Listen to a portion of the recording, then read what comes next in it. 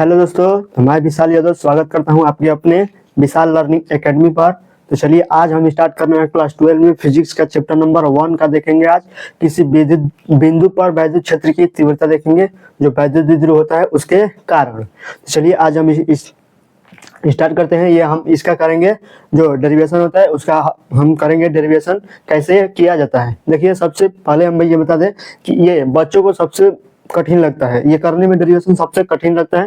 देखिए कठिन नहीं है, कठिन आप अपने स्वयं बना देते हैं। कठिन कोई भी डेरिवेशन कठिन नहीं होता है, आप उसे समझते अच्छे से नहीं है। जब डेरिवेशन कठिन आता है तो आप स्वयं उसको ध्यान उस पर नहीं देते हैं। जब उस पर ध्यान आप दे देंगे आसानी से वो समझ में आपको आ जाएगा।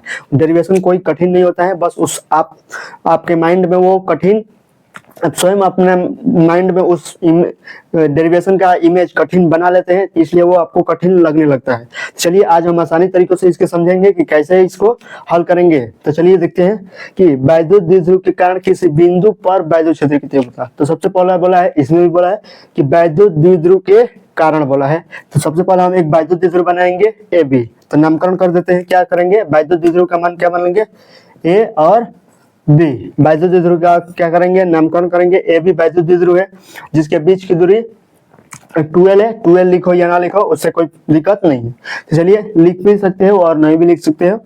तो देखिए यहाँ पर वैद्युत द्विध्रुव है ए बी है, इसके किसी बिंदु पर निकालना है, यानी जो किसी बिंदु पर निकालना है तो यानी थीटा कोण तो बनाएगा ही बनाएगा, तभी तो किसी बिंदु होगा। मान लीजिए ये बिंदु पर हमें विद्युत क्षेत्र की तीव्रता निकालनी है, इसके कारण। तो इसके कारण जब निकालनी है तो यहाँ पर से कुछ, यहाँ पर से डालोगे, यहाँ पर से डालोगे, यहाँ पर से ले जाओगे तो किस तो कोण बनाएगा ही बनाएगा।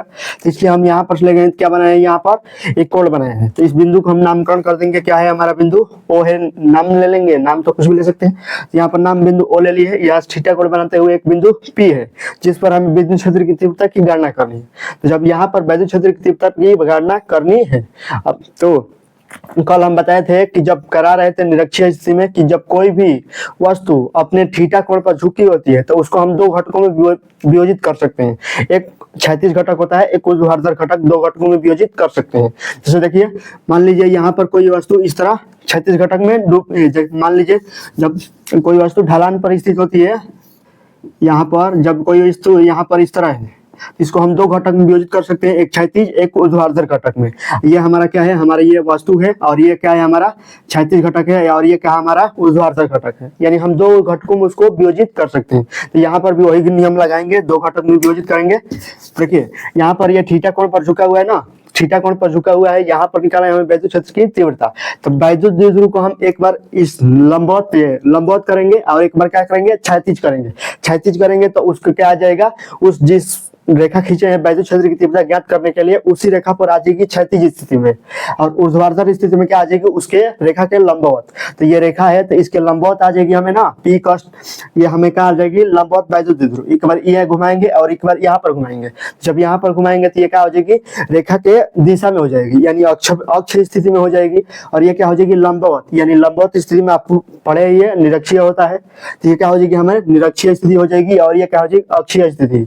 क्योंकि दो घटकों में तो वियोजित होगा ही ना, एक क्षैतिज होगा एक ऊर्ध्वाधर होगा। तो ऊर्ध्वाधर जो होगा वो लंबवत होगा, यानी लंबवत तो क्या होता है, निरक्षीय होता है, और जो क्षैतिज होता है वो क्या होता है, अक्षीय होता है। तो देखिए यहाँ पर दो घटक हो गया, ये क्या हो गया हमारे क्षैतिज हो गया और ये क्या हो गया, ऊर्ध्वाधर हो गया। अब बताएं कि दो घटक जब वियोजित होगा तो उसमें cos थीटा कहाँ लगाएंगे और sin थीटा कहाँ लगाएंगे। बता चुके हैं कि जब थीटा जहाँ होता है वहां पर cos थीटा लगाते हैं, और जहाँ पर थीटा नहीं होता वहां पर क्या लगाते हैं, sin थीटा लगाते हैं। देखिए यहाँ पर थीटा है और इसी के पर हमें निकालना है, यानी ये थीटा है तो हमें क्या लिख लेंगे, यहाँ पर पी cos थीटा लिख लेंगे, क्योंकि ये हमें परिणामी क्या है, हमें वैद्युत द्विध्रुव है ना। तो वैद्युत द्विध्रुव क्या है, हमारा पी है। तो वैद्युत द्विध्रुव हमारा क्या है, ये परिणामी है। तो इसके क्या हो जाएगा, ये पी cos थीटा हो जाएगा क्षैतिज घटक में, और क्षैतिज या ऊर्ध्वाधर हो तो क्या हो जाएगा, ये पी cos थीटा हो जाएगा।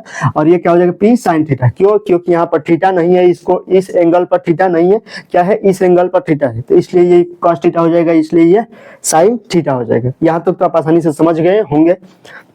देखिए ये पी कॉस थीटा है, इस वैद्युत द्विध्रुव के बता रहे हैं क्षैतिज दिशा में पी कॉस थीटा है, तो इसके द्वारा वैद्युत क्षेत्र इस बिंदु पी पर उत्पन्न होगा E1 मान लेते हैं ना, तो इसके द्वारा ये क्या हो जाएगा, क्षैतिज स्थिति में उत्पन्न होगा। और ये ऊर्ध्वाधर है, तो इसके द्वारा हमें क्या उत्पन्न होगा, ऊर्ध्वाधर है तो लंबवत स्थिति में वैद्युत क्षेत्र की तीव्रता उत्पन्न होगी, यानी लंबवत स्थिति निरक्षीय स्थिति में उत्पन्न होगी, तो ये क्या हो जाएगा, हमें निरक्षीय स्थिति प्राप्त होगा। और ये क्या हमें प्राप्त होगा, अक्षीय स्थिति में। तो हम इस दोनों का डेरिवेशन तो पढ़ चुके हैं, तो जो सूत्र है इसका अक्षीय स्थिति और अनुप्रस्थ स्थिति वाला, उसी का उपयोग करके हम आसानी से इसको हल कर सकते हैं। तो चलिए देखते हैं, अब यहाँ तो समझ में आ गया होगा, फिगर तो आसानी से आप समझ गए होंगे। और देखिए फिगर के बाद अब लिखते हैं मानकी, जो मानकी में लिखते हैं, जो चित्र में दिया होता है वही लिखते हैं, जो हमें दिखाई दे रहा है आंखों से। ये तो दिखाई दे रहा ही होगा कि क्या है, इसमें एक वैद्युत द्विध्रुव है, उसमें हम थीटा कोण पर एक बिंदु P माने हैं, वहीं पर हमें क्या ज्ञात करना है, वैद्युत क्षेत्र की तीव्रता की गणना करनी है, वही बस लिखना है।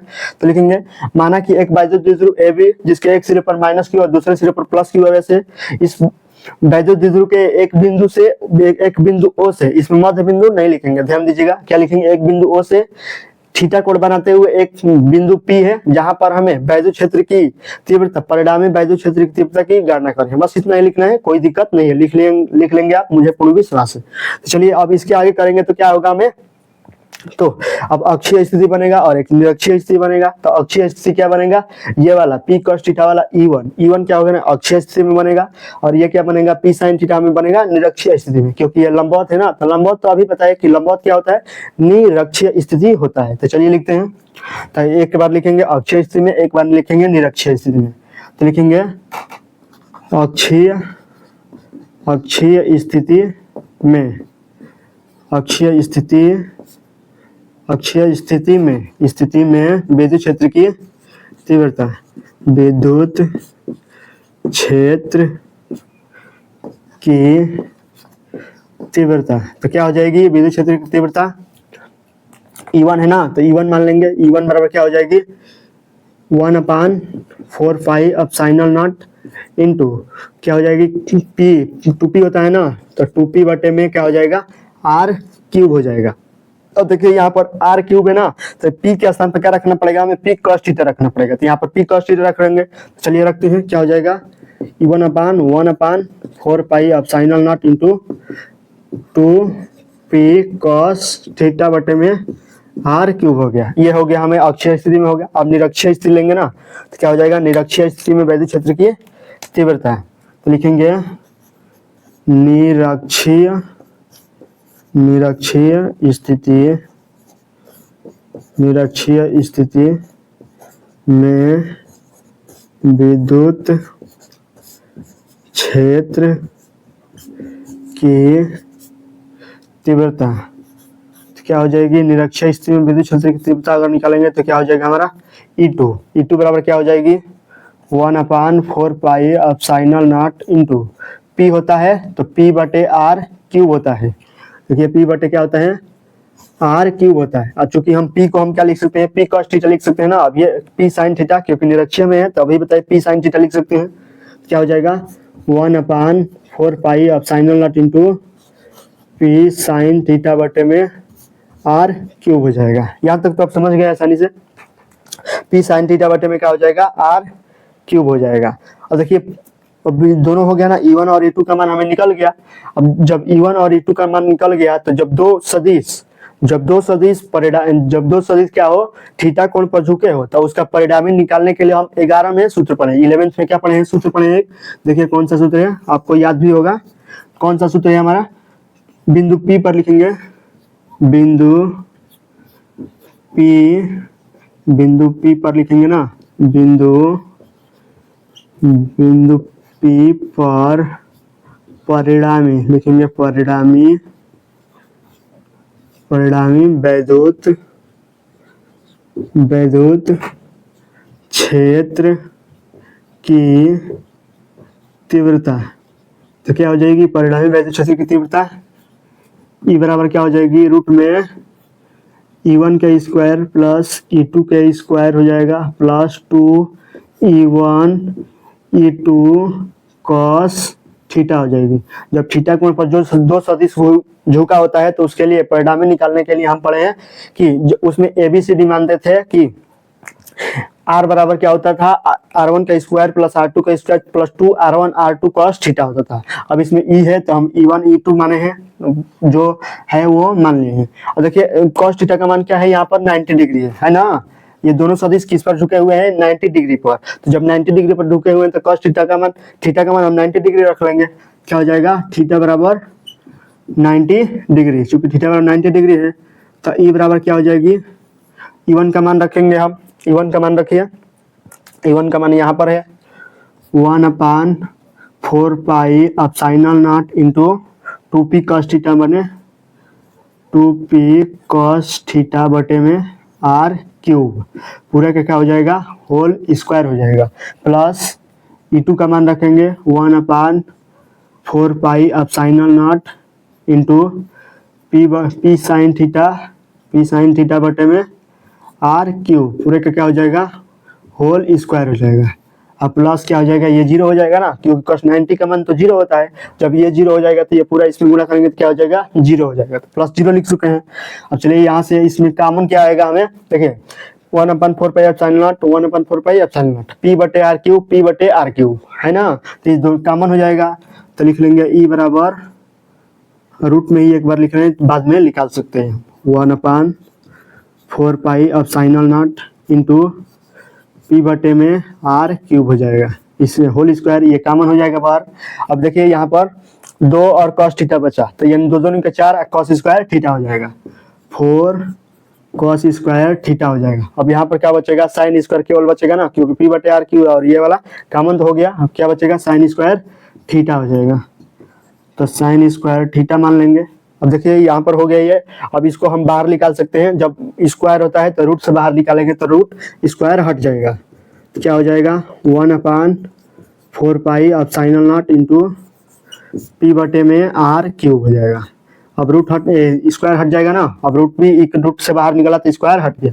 और यहाँ पर 4 cos स्क्वायर थीटा। अब यहाँ पर एक मैथ में सूत्र पढ़ेंगे, साइन स्क्वायर थीटा बराबर क्या होता है, 1 माइनस cos स्क्वायर थीटा होता है। पढ़े हैं ना, ये तो नॉर्मल है, ये कोई भी पढ़ा होगा। चलिए जो 11th या 9th में 9th 10th और 11th में पढ़ा होगा तो ये सूत्र आसानी से वो पढ़ेंगे कि साइन स्क्वायर थीटा बराबर क्या होता है, 1 माइनस cos स्क्वायर थीटा। क्योंकि sine square theta plus cos square theta बराबर 1 होता है, तो हम साइन स्क्वायर का मान निकालेंगे तो क्या हो जाएगा, 1 माइनस cos स्क्वायर थीटा होता है। चलिए यहाँ से घटाएंगे तो क्या हो जाएगा, 1/4 pi epsilon not into p बटे में r क्यूब होता है। अब घटाएंगे तो क्या हो जाएगा, 3 cos स्क्वायर थीटा प्लस 1 हो जाएगा। बस यही तो हमें निकालना था, यही तो सूत्र है। अब इसके आगे तो हम सिंप्लीफाई कर नहीं सकते हैं, तो ये इसलिए हम यहीं पर क्या कर लेंगे, इसको छोड़ देंगे। तो छोड़ देंगे तो एक बार और लिख ले रहे हैं, ई बराबर क्या हो जाएगा, 1/4 pi epsilon not into p बटे में r क्यूब, रूट में 3 cos स्क्वायर थीटा प्लस 1 हो जाएगा। समझ में आ गया होगा, मुझे पूर्ण विश्वास है कि आपको समझ में आ गया होगा, क्योंकि बहुत आसान है। जैसे जैसे इस फिगर याद रहेगा तो आप आसानी से इसको हल कर सकते हैं। इसमें कोई कठिन वाली बात नहीं है कि आप नहीं कर सकते हैं, इसको आसानी से आप कर सकते हैं। तो देखिए फिर से एक बार देख ले रहे हैं, क्या हो जाएगा, विद्युत द्विध्रुव के कारण किसी बिंदु पर वैद्युत क्षेत्र की तीव्रता क्या हो जाएगी। तो ये हमारा फिगर है कि विद्युत द्विध्रुव बनाए हैं, ए और बी बनाए हैं। इसके एक सिरे पर माइनस क्यू है, दूसरे सिरे पर क्या है, प्लस क्यू है। वैसे तो दोनों सिरे पर माइनस है, एक सिरे पर एक पर क्या है, प्लस है। तो जब इसको थीटा कोण पर, जब कोई वैद्युत क्षेत्र की तीव्रता थीटा कोण पर अगर झुकी हुई होगी, कोई भी वस्तु अगर थीटा कोण पर झुकी हो तो उसको हम दो घटकों में विभाजित कर सकते हैं। एक क्षैतिज घटक होता है, एक ऊर्ध्वाधर घटक होता है। देखिए क्षैतिज घटक क्या हो जाएगा हमारा, p cos थीटा हो जाएगा, और ऊर्ध्वाधर घटक क्या हो जाएगा, p sin थीटा हो जाएगा। क्योंकि ये क्या है, हमारा क्षैतिज घटक है ना, क्योंकि ये हमारा क्या हो जाएगा, इस एक बार इस तरह घुमाएंगे तो क्या हो जाएगी, हमें इसके लंबवत हो जाएगी यानी ऊर्ध्वाधर घटक, और एक बार इस तरह घुमाएंगे इसको वैद्युत द्विध्रुव को, तो ये क्या हो जाएगा, हमारा क्षैतिज घटक। यानी इसी पर हमें निकालना है, और इसी पर हमारा क्या हो गया, एक बार वैद्युत द्विध्रुव आ गया तो क्या हो जाएगा, क्षैतिज घटक हो जाएगी, उसी के दिशा में हो जाएगी। तो ये हमारा क्या हो जाएगी, E1 क्षैतिज घटक के क्षैतिज में विद्युत क्षेत्र की तीव्रता हो जाएगी, और E2 क्या हो जाएगी, ऊर्ध्वाधर में विद्युत क्षेत्र की तीव्रता हो जाएगी। तो चलिए देखते हैं हम यहाँ पर अक्षीय स्थिति में वैद्युत क्षेत्र की तीव्रता, वही क्षैतिज या अक्षीय स्थिति में वैद्युत क्षेत्र की तीव्रता। तो ये तो हम पढ़े हैं 1/4 pi epsilon not into P बटे में आर क्यूब होता है। और यहाँ पर पी का मान क्या है, पी cos थीटा, तो पी cos थीटा रख लिए हैं। हम निरक्षीय स्थिति में पढ़े हैं क्या होता है 1/4 pi epsilon not into P बटे में आर क्यूब होता है।